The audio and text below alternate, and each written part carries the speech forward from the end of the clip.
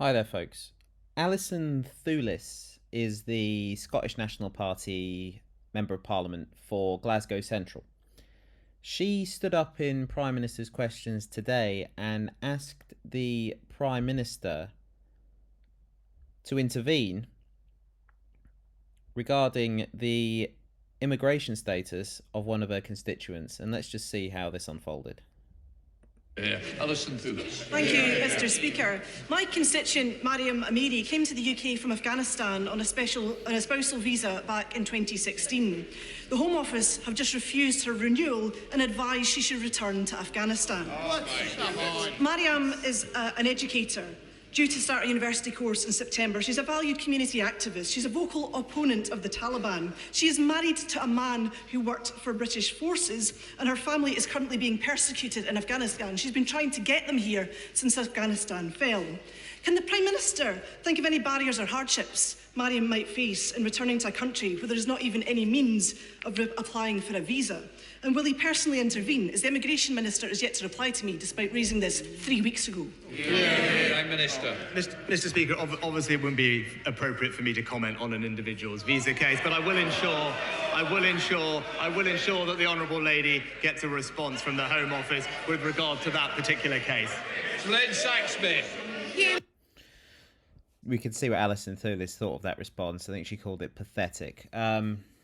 And it was, because he offered no opinion on what she said at all. So she said her constituent is an educator, an important part of the local community. She's been there since 2016. She's going to start a university course in September. She is married to someone who represented the British Armed Forces. And the Home Office have decided she's not welcome.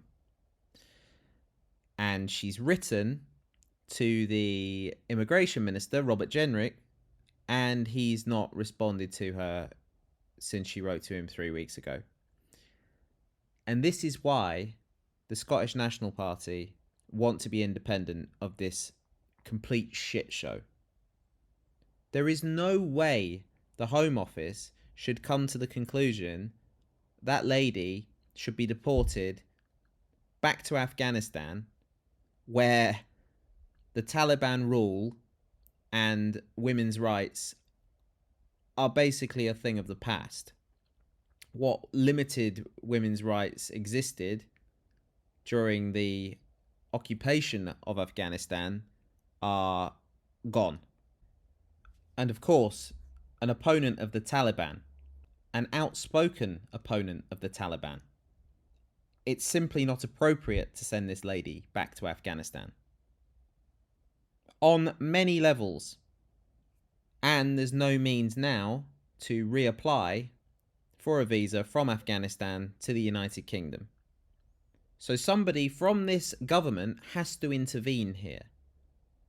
But they're all just sitting on their hands, ignoring the Member of Parliament, ignoring Alison Thewliss for 3 weeks.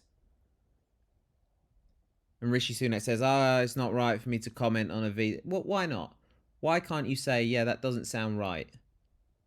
If it's as you described, that doesn't sound right at all, and I'll look into it urgently. It's an absolute disgrace. And this is why the independence argument is so strong. Immigration and nationality issues are not part of Scottish devolution. And the Scots really want it to be. And I can't blame them when there's just this level of sheer incompetence on the government front bench. And no one wants to take responsibility for anything but relating to migration. It's just all about stopping the boats, stopping the boats, stopping the boats. No, claims are taking forever and a day to be processed. The whole thing is a joke, an embarrassment, and a stain on the United Kingdom.